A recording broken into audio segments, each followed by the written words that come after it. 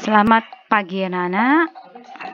Kita berjumpa lagi ya di dalam pembelajaran daring untuk pertemuan yang kedua ya. Tapi kita masih tetap lanjut dengan materi kelompok sosial ya. Jadi mungkin untuk kompetensi dasarnya tidak perlu lagi Ibu sampaikan ya. Tapi sebelum Ibu memberikan materi, mungkin perlu juga Ibu ucapkan panganjali umat, Om Swastiastu ya. Dan seperti biasanya kita sebelum memulai proses pembelajaran ini diawali dengan memanjatkan doa sebagai bentuk puji syukur bahwa kita masih bisa bertemu ya, kemudian masih bisa mendengarkan atau menerima pembelajaran sampai hari ini, dan mohon perlindungannya. Jadi berdoa sesuai dengan keyakinan kalian masing-masing ya. Berdoa mulai.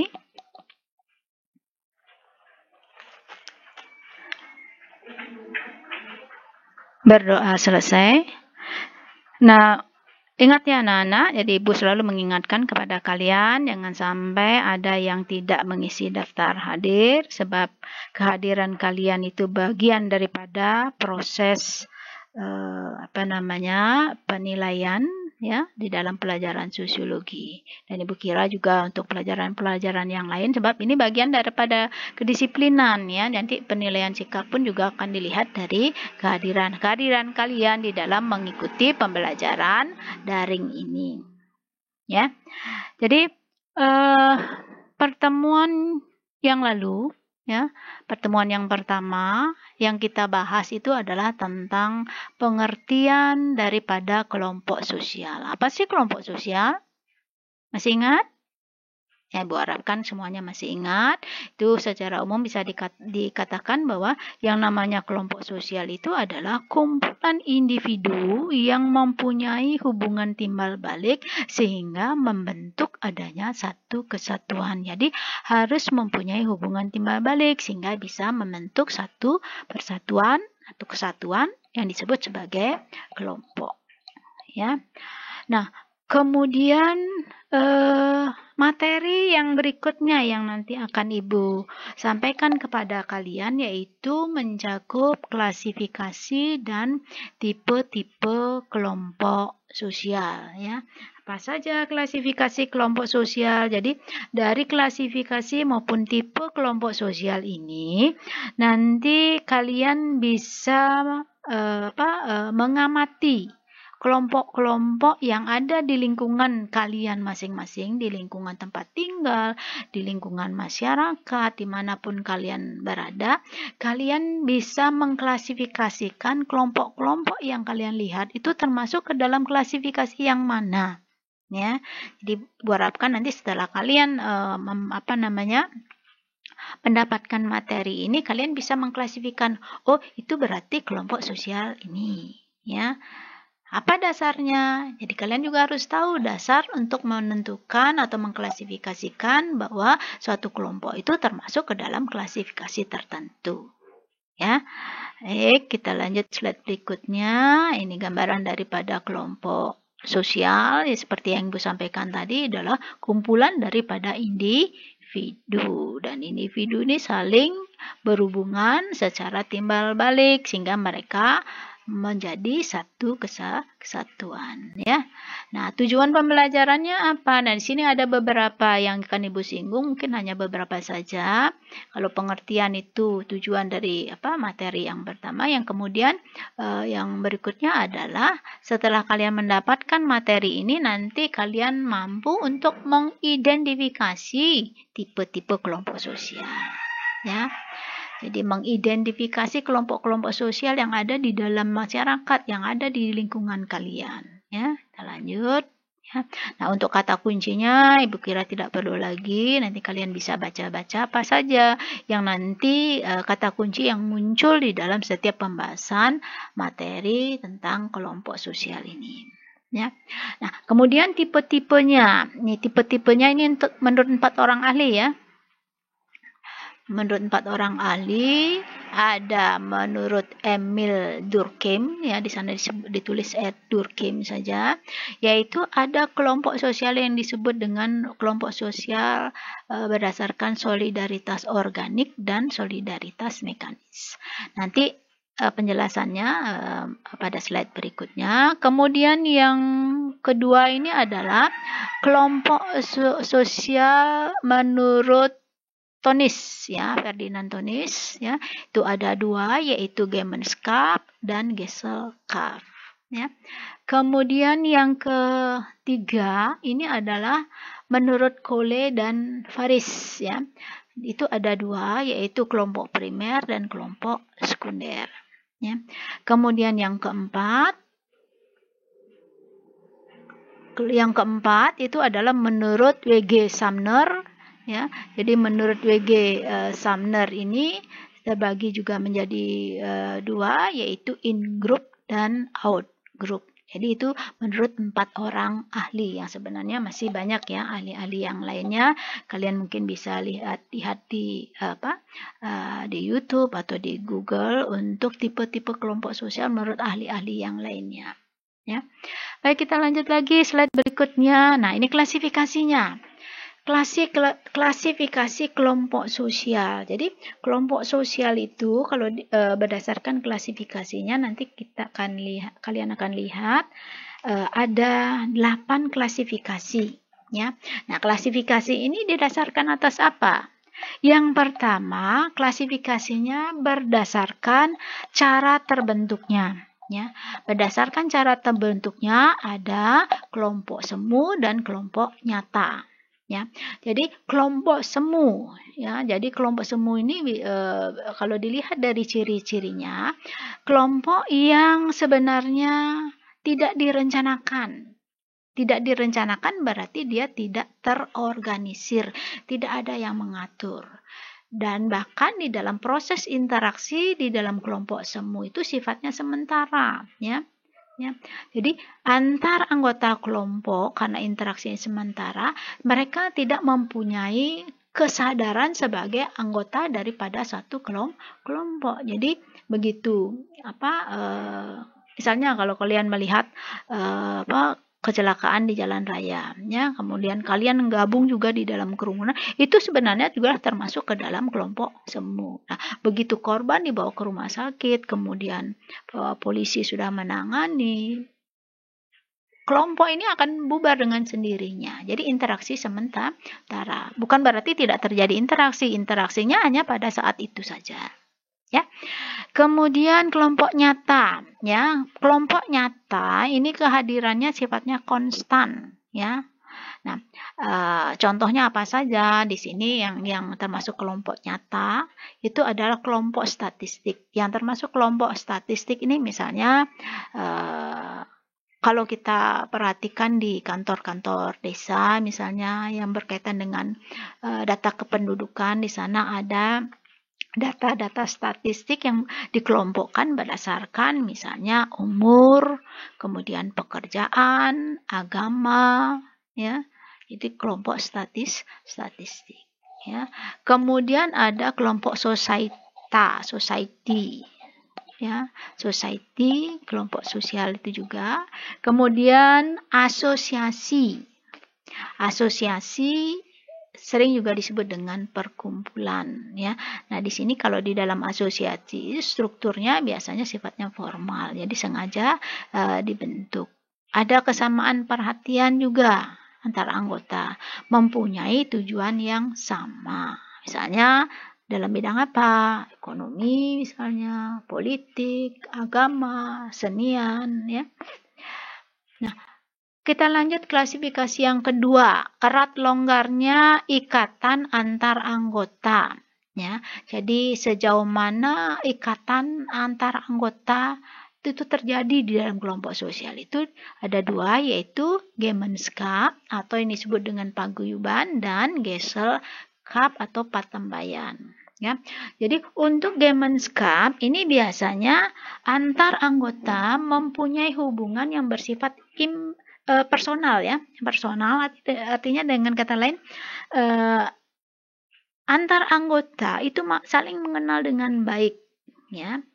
Kemudian juga informal, bersifat kekeluargaan hubungan yang terjadi, ya. Kemudian di sini biasanya untuk Gemenskap atau paguyuban itu banyak kita jumpai di dalam kehidupan masyarakat yang masih sederhana di daerah pedesaan misalnya. Ya, itu termasuk ke dalam kelompok Gemenskap atau paguyuban. Ya. Dan bahkan antar anggota ini biasanya karena hubungannya bersifat personal, interaksinya bersifat tatap muka, ya, bersifat langsung. Nah, kemudian yang kedua yaitu Gesellschaft atau patambayan. Ya. Nah, sini sudah tentu ciri-cirinya sedikit berbeda dengan Gemenskap. Kalau pada Gemenskap itu bersifat personal, nah kalau di dalam Gesellschaft bersifat impersonal. Jadi sini kadang-kadang antar anggota tidak mengenal satu dengan yang lainnya. Karena apa? Jumlahnya yang relatif banyak, ya. Kemudian terbentuknya kelompok sosial ini berdasarkan kontrak atau secara formal, ya. Kemudian juga didasarkan atas nilai guna daripada kelompok sosial itu, sehingga seseorang akan bergabung di dalam kelompok sosial yang disebut dengan Gesellschaft atau patambayan. Nah, sebagai contohnya misalnya kelompok buruh, ya, kelompok buruh. Nah, kemudian klasifikasi ini berdasarkan erat longgarnya ini menurut pendapat dari Ferdinand Tönnies, ya. Ferdinand Tönnies yang berasal dari Jerman, sedangkan yang berasal dari Indonesia adalah Profesor Meister MM Joyodiguno yang mengklasifikasikan tentang kelompok sosial berdasarkan erat longgarnya ikatan antar anggota. Kita lanjut klasifikasi yang ketiga. Klasifikasi yang ketiga ini didasarkan atas kualitas hubungan antar anggota. Bagaimana kualitas? Bagaimana mungkin bisa dikatakan erat longgarnya hubungan antar anggota. Di sini ada dua, yaitu kelompok primer dan kelompok sekunder. Kelompok primer jumlahnya biasanya lebih sedikit, sehingga hubungan antar anggota relatif akrab, saling mengenal dengan baik, komunikasinya bersifat langsung atau istilahnya face to face, ya. Dan biasanya juga hubungannya bersifat permanen dalam waktu yang relatif lama, ya. Karena kelompok primer ini lebih bersifat tradisional karena saling mengenal dengan baik, komunikasi langsung. Nah, kemudian contohnya apa? Di sana disebutkan contohnya adalah keluarga, kemudian kerabat, itu termasuk ke dalam kelompok primer. Kemudian yang B di sini adalah kelompok sekunder. Ya, bagaimana ciri-cirinya? Ciri-cirinya kalau dilihat dari segi jumlah relatif lebih besar daripada atau lebih banyak daripada kelompok primer. Hubungannya jelas di sini bersifat formal. Untuk tatap muka relatif sedikit, ya. Relatif sedikit. Sifat hubungannya adalah singkat karena komunikasi tatap mukanya sedikit, berarti hubungannya juga relatif singkat. Tetapi di sini lebih rasional dan bahkan adanya efisiensi kerja. Ya, jadi terjadi efisiensi kerja. Nah, contoh-contohnya apa saja untuk kelompok sekunder ini? PGRI misalnya, ID. Ya, jadi klasifikasi ini menurut Charles Horton Foley. Ya. Kemudian kita lanjut klasifikasi yang keempat berdasarkan pencapaian tujuan. Sini ada kelompok formal, ada kelompok informal. Kalau kelompok formal, jadi kelompok-kelompok yang terbentuk karena adanya aturan-aturan yang tegas, ya, yang sengaja dibuat sehingga harus dipatuhi oleh seluruh anggota kelompok, ya. Nah, contohnya di situ ada partai politik, ada kelompok yang disebut dengan PGRI dan sebagainya, ya. Kemudian kelompok informal, ya. Nah, ciri-cirinya seperti apa, ya? Biasanya di dalam kelompok informal pertemuan yang dilakukan itu secara berulang. Ya. Jadi mereka pada umumnya mempunyai kepentingan yang sama. Ya, jadi mereka mempunyai kepentingan yang sama. Jadi mereka di dalam kelompok informal ini tidak ada aturan-aturan yang sengaja dibuat untuk anggotanya, tidak ada. Ya, jadi terbentuk dengan sendirinya. Contohnya apa saja? Di sana ada klik, ada persahabatan, ada geng. Apa itu klik? Klik ini sebenarnya kelompok kecil yang merupakan bagian daripada kelompok yang lebih besar. Ya. Nah, kita lanjut klasifikasi yang kelima, yaitu berdasarkan keanggotaan kelompok. Ya, jadi artinya sebagai apa dia atau sejauh mana keanggotaan daripada kelompok tersebut, seseorang dalam kelompok tersebut. Sini ada dua, yaitu membership group dan reference group. Membership group, nah di sini kalau dilihat dari ciri-cirinya, ya, secara fisik setiap orang menjadi anggota, setiap orang secara fisik menjadi anggota. Jadi contohnya apa? Untuk membership group ini misalnya kalau kita gunakan kelas misalnya, ya, bahwa kalian adalah siswa dari atau membership dari kelas 11 IPS 2. Ya. Nah, untuk referensinya apa? Reference group. Reference group ini adalah kelompok-kelompok yang menjadi acuan, kelompok-kelompok yang berada di luar dari membership group. Ya. Nah, contohnya apa? Contohnya misalnya bagi kalian yang suka sepak bola. Nah, biasanya kalian juga membentuk klub-klub sepak bola ya. Nah, masing-masing anggota klub ini biasanya mempunyai kelompok-kelompok klub yang lain yang sudah mendunia ya, yang kalian gunakan sebagai referensi cara-cara bermain bola yang menurut kalian mungkin kalian idolakan ya. Jadi apa misalnya Juventus misalnya. Jadi kelompok Juventus ini sebagai referensi grup bagi kalian. Itu reference group. Ya, dan klasifikasi yang kelima ini menurut Robert K. Merton. Lanjut, klasifikasi yang keenam. Dari sudut pandang individu. Nah, dari sudut pandang individu itu juga ada dua, yaitu in-group dan out-group. Ya, kelompok sendiri dan kelompok luar. Ya.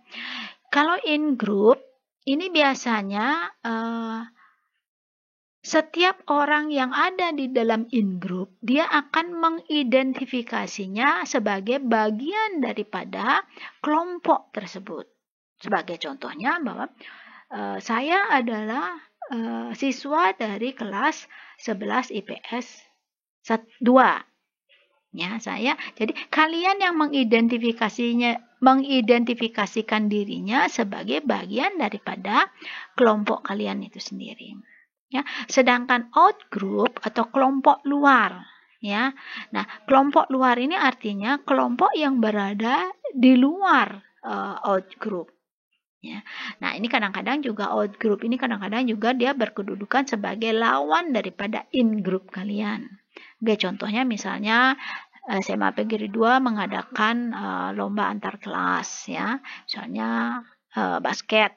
Ya, antara IPS 11 IPS 1 bertanding melawan kelas 12 IPS 1. Ya, jadi kelas 12 IPS 1 ini adalah out group dari kelas 11 IPS 2. Ya, jelas ya? Kita lanjut klasifikasi yang berikutnya, yaitu berdasarkan menurut Emil Durkheim ya, menurut Emil Durkheim.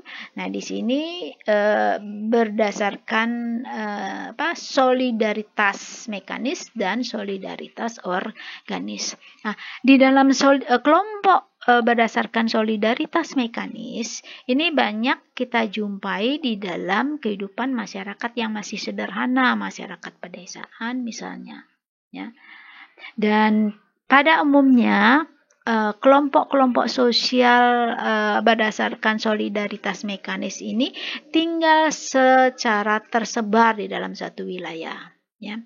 Mereka tidak tergantung dari kelompok luar, ya.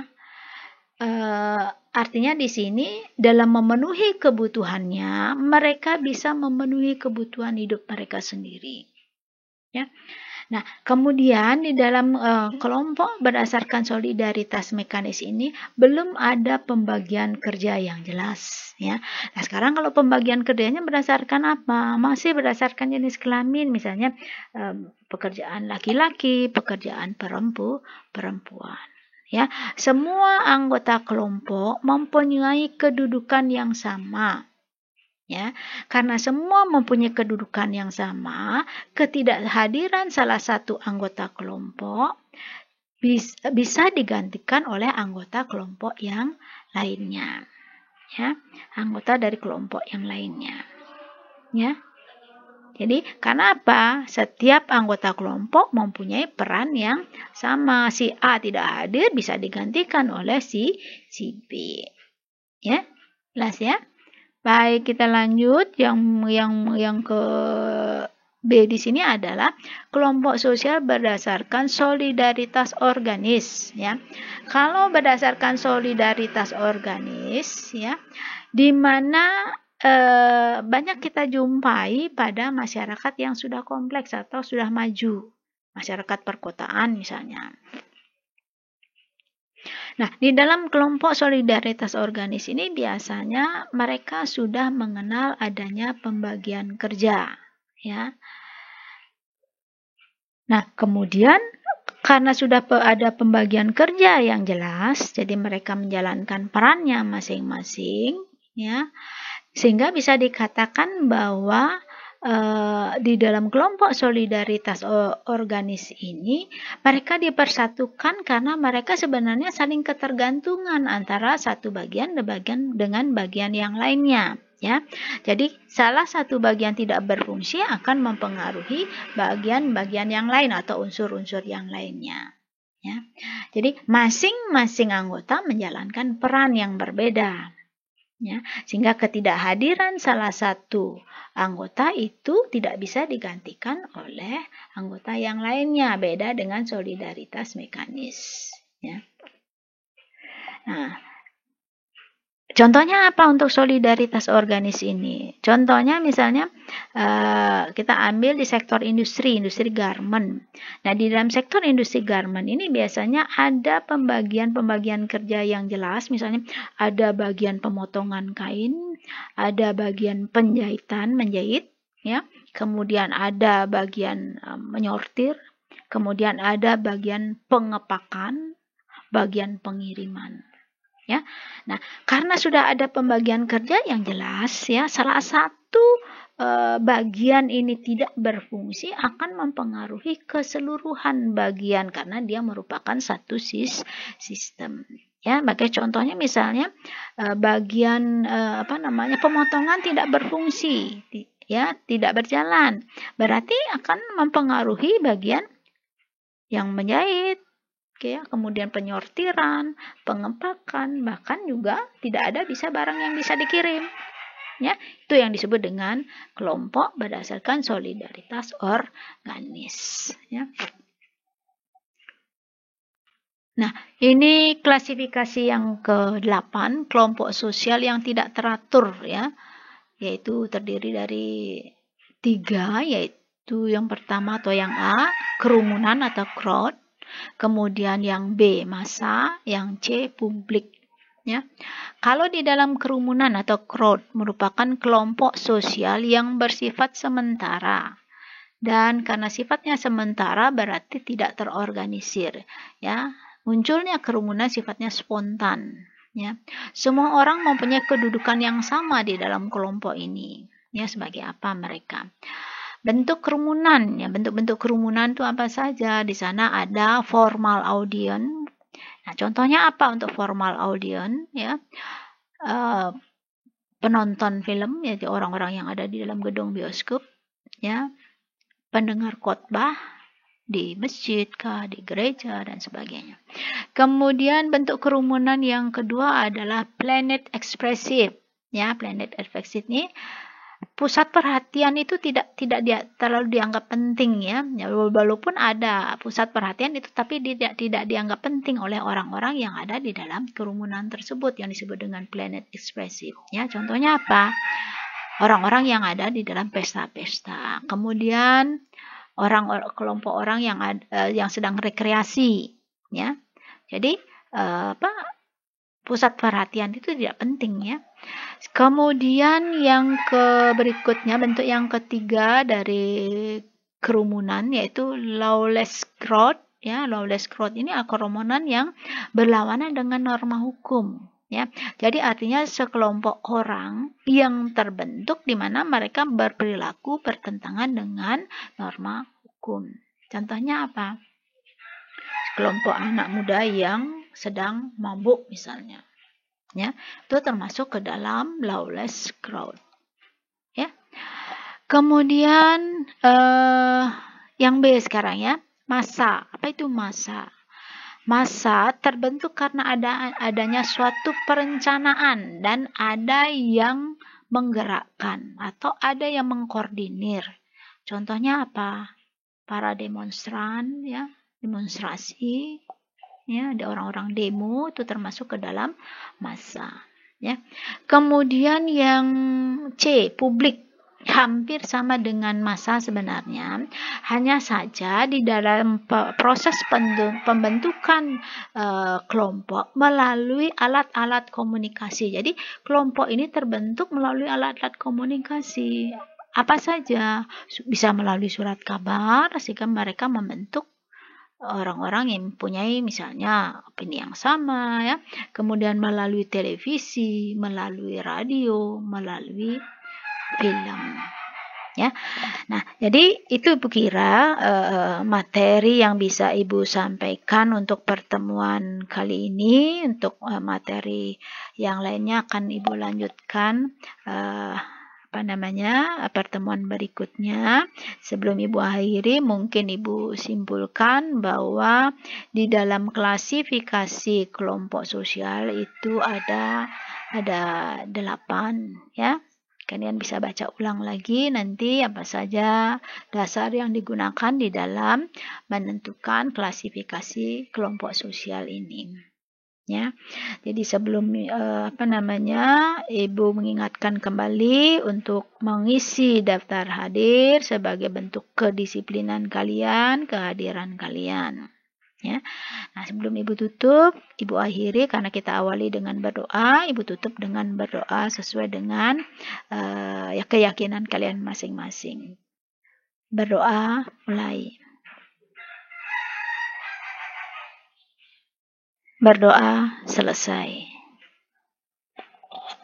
Selamat pagi, Om Santi Santi.